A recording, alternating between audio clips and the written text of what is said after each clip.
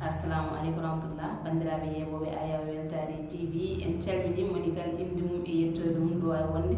e aussi ñaganama Allah moƴƴere en ñaguima duwaw kadi ha oɗo ko bani wonde ko bannuɗo Mamadou Sarr tawi garɗen walla jiɗɗen ko haalde e on biyeteɗo Fawziydy Mouhamed Wuld Cheikh Abdallah ni gasa wonde wonko ganduɗa walla ko mbawɗa konde ko mbawɗen andude ko foof e ko mbawɗen wadde hen foof en so tawi neɗɗo ene wiye ko moƴƴo walla neɗɗo ene wiye woyyo yataw ko ɓiɓɓe leydi ma walla rendo ma walla jinnaɓe ma mbima noon holmo jiɗɗen waɗande ngal seedantagal ko Fawziydy Mouhamed Wuld Cheikh Abdallah tawi ko gadiɗo wonde hoorejo leydi Mauritanie tant que civil tawi kadi ko gotonar sungoji ɗi ngala guyka ngala jetti ngala haydara hayso tawi woni yimɓeɓe paamano cikkanno tan ko systéme no ɗo rewnoɗo ko ɗon tan reftete hayso woni koma caggal mum paami kam ganduɗa ko kanko ham woni hoorejo leydi Mauritanie gadon tawi ko jinnoɗo faamuye hakkude ɓiɓɓe leydi Mauritanie naaɓe dental hakkude ɓiɓɓe leydi Mauritanie naaɓe beɗe leydi Mauritanie ne wawa ɓamtade wawa yarude yeeso tawi kadi o yaltuno aduna ko ɗo e Nouakchott wuuro lamrugo ngol leydi Mauritanie o wirniya noon ko toon to Lamdem wuuro mabɓe département mo Brakna ko toon heɓe wirniyede ɗum noon eɗen invite walla mbiyen eɗen interview goto e wonira men worɓe hono Haly Diallo noon ne saɗi hande ɓiɗɗo leydi Mauritanie naji emo wona ɓiɗɗo leydi Mauritanie naji guurɗo e Mauritanie emo wurani Mauritanie mo andama saabu eɗen gandi ko kanko woni joguiɗo kanko responsable de communication secrétaire exécutif national de la lutte contre VIH woni Rafi Sida et aussi ko kanko woni joguiɗo voix des jeunes Sahel G5 contre le terrorisme woni joguiɗo sawtol sukaɓe to Sahel e nder Sahel G5 contre le terrorisme kanko kadi woni ha hande tawi ko fondateur Marmite du Partage ne saɗi hande mo anda Marmite du Partage saabu eɗen gandi golle mabɓe on Marmite du Partage ko defte nguur e nder lewru korko eɗen gandi korko no hewde barage sah noon ittude ñamde en hokka on kornol ko ɗum on koɓe mbaɗanno nder lewru korko konde kadi korko hikka eɗen gandi hawde ko e mboros o woni Covid 19 ɓe keɓani fartange wawde ɗum konde ɓe coodi ko nguuranno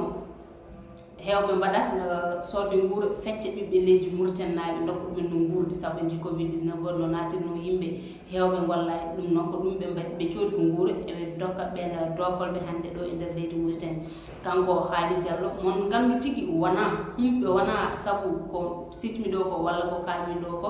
wondemo jogade voix des jeunes au niveau de G5 Sahel waɗi min noddudemo walla jogademo wondemo responsable communication secrétaire exécutif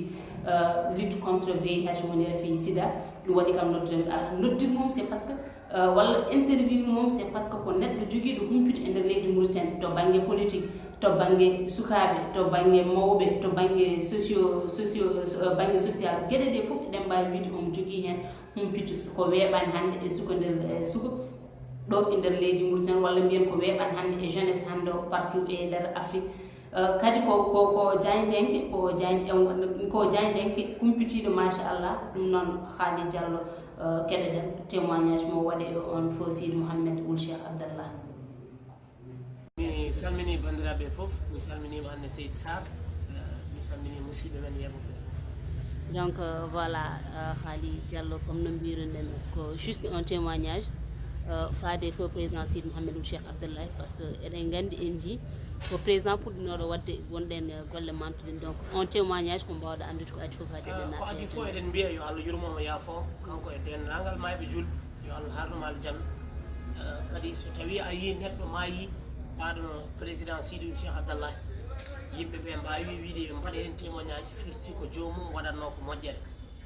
ewo so neɗɗo noon woni ni Allah e gurdam muɗum so maayi ma Allah wonan ɗum ma julɓe cettono ɗum Seydi Wuld Cheikh Abdallah ko kañum mahanno Mauritanie kañum woni mbeɗa wawi mbeɗa suusi kadi wiide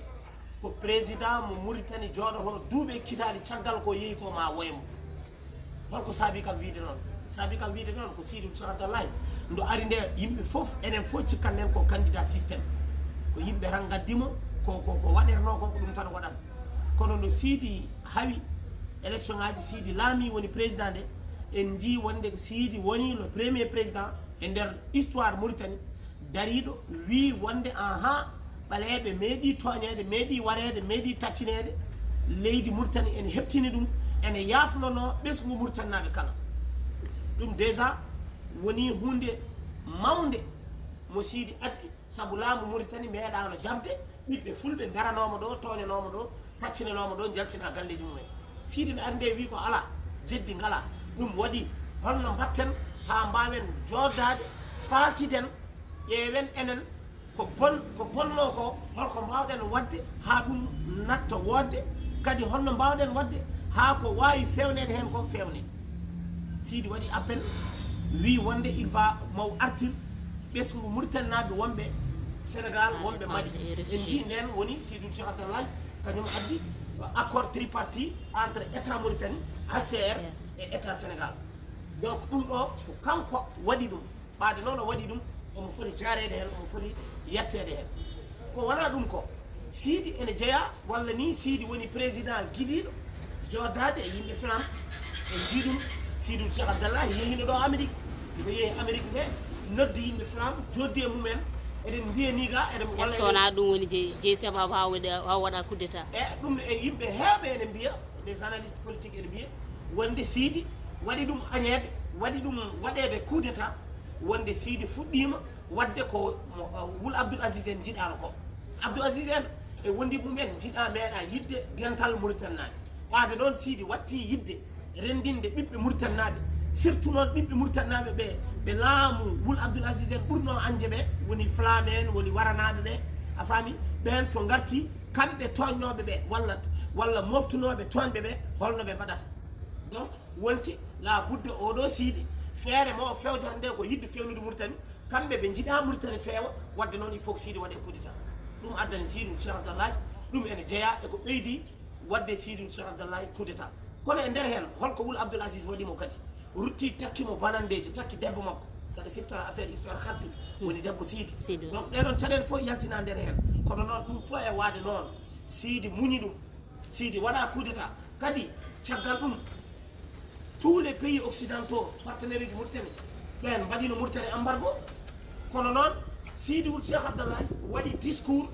no andi wonde ɗo fayɗo ɗum fayɗo moƴƴani waɗi discours pour wiide aha ɓaade ko min wonno président mi waɗama coup d'état ko ɗum addata blocus ene bonnana Mauritanie mi yiiɗa ko bonnanta Mauritanie wadde mi woppi ɗum woni démission Sidi Wul Cheikh Abdallahi pour essayer ittude crise politique ko noon ɗon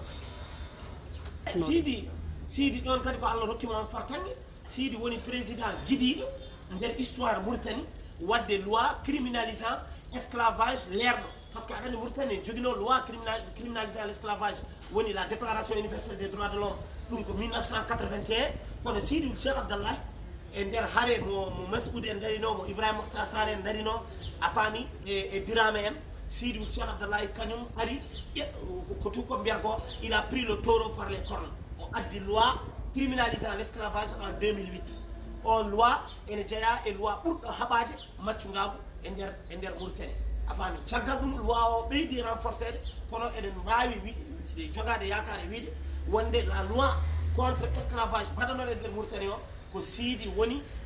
ballitiɗo hen e kañum e parti ji opposition hono UFPN hono RFDN hono APPN e woɓɓe hono AJDM en donc kamɓe fof dardino e makko kanko o jaɓiniɓe ɗum par ce que opposition wano yidde ɗum kanko ɓaade kanko woni président so salima ɗum wonata par ce que kanko jogui majorité au niveau de l' assemblée kono ɗum fof e waade noon kanko o waɗi oɗon loi o addi oɗon mécanisme de lutte contre l' esclavage criminalisant l' esclavage nden mbeɗa sikki amande uji ɗi jahanno ha 1 million prix emprisonnement on yahanno ha 3 ans walla 5 ans de prison ferme en jiino hen kadi yimɓe heewɓe jugenoma hen donc mbeɗa sikki ɗum ɗon foof ko yettude Allah e yettude Sidou Cheikh Abdallahi kañum liggima ɗum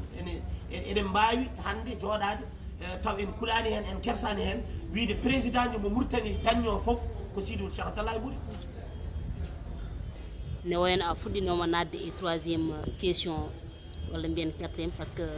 tant que chef d' état mauritanien yaade ha New York woni États-Unis d'Amérique ha New York joddo e flamme mbaɗa e yiyan ko ɗum woni jeeyi sababu kuddata makko en puɗɗinoma nadde hen holko ɓeydtani ko ɗum tigi woni sababu kañum il faut ko jaɓen famde gueɗel e nder Mauritanie e nder leƴƴi Mauritanie naaɓe anani tengti noon e koreji men heddiɓe ene leeri hen wonde ko kala ko fewnata gurdam hakkude ɓaleɓe e safalɓe Mauritanie wolɓe belaka ɗum Sidi Ould Cheikh Abdallahi etima e nder lebbi 15 Sidi Cheikh Abdallahi wattamo lebbi 15 a faami nder lebbi 15 mo waɗi ɗi mantini liggey duuɓi 15 a faami ɗum waɗi hannde ndo maayi nde en jii yimɓe fof sa yiɗi gona flamme sa yiɗi gonda e laamu sa yiɗi gona e opposition sa yiɗi gona e société civile a waɗat ni dawrugol yimɓe fof ene cettonomo moƴƴere ene cettonomo wonde omo yiɗno fewnude hakkude Mauritanie o etima wadde hen ko wawi ko ɗum ɗon noon wonɓe welani kadi Boul Abdoul Aziz en ene jeeya e yimɓe ɓeɗon ɓe ɗum welani saabu ɓen ɓooyi liggotade mawuya ɓooyi wurdude mawuya ɓooyi fewjidde mawuya wadde noon penale ɗe mawuya watnode so Sidi Ould Cheikh Abdallahi arti wi gaare yimɓe pewna ɗum walla gaare yimɓe pewnita walla gaare yimɓe jarlodira jafodira ɗum wawa welde Boul Abdoul Aziz en ke e ɗum ɗon woni c'est on dit inévitablement ko ɗum addi ɓeydi addude coup d'état o par ce que hankkadi taw ɓe paayi ɓe gandi wonde ɗo Sidi faaniɓe ɗo wona toon ɓe jiiɗi ɓe jiiɗi tan ko yo caro woon yo ɓesmi Mauritanie naɓe was famodirde ɗum ko wonande laamu militareɓe ko ɗum woni base muɗum a faami woni laamu c'est à dire sa nani laamu militareɓe c'est le systéme politique militaire paraɗo ɗo hen guila ko ɓooyi o woni Mouhamadoul Abdoul Aziz en e kanko takke muɗum ewo nder hen noon ɓe cikkanno ko kamɓe jogui ɓoggol eɓe mbaɗi ɗum e dande e koyɗe Sidi ɓe ƴeewi ɓe ƴeewtidima ɓe tawi Sidi wonde ene joguino liberté no yiiɗi waɗirde ni ko noon yiiɗi waɗirde kadi wonto jaren la budde paamen ɗum Sidi Ould Cheikh Abdallahi wawa hedde banggue goto Sidi ko galle ko cabar kono Sidi kadi ko ɓalejo oɗo yejjiti anani Sidi ene jogui banum debbo biyeteɗo Névisa jibini ɗum ko ɓi Cheikh Ibrahima Niass a faami kanko bammakko Abdallahi resno ɗum donc sa ƴeewi ngal ɗon jiidugal foof a ƴeewi ngal ɗon almudagal a faami eɗen mbawi wiide wonde ɗum ɗon ene jeeya eko ɓeydi kadi tengtinde e tiɗnude lawol mo Sidi Ould Cheikh Abdallahi nanguno pour famminde Mauritanie wonde kañumen ko poti tan ko wurdude porani sertude eyyi donc min jeeɓi vidéo tawi ko kanko Sidi Ould Cheikh Abdallahi haalat ɗon joni mbaɗa hen commentaire ma ko jeeɓen on vidéo ha para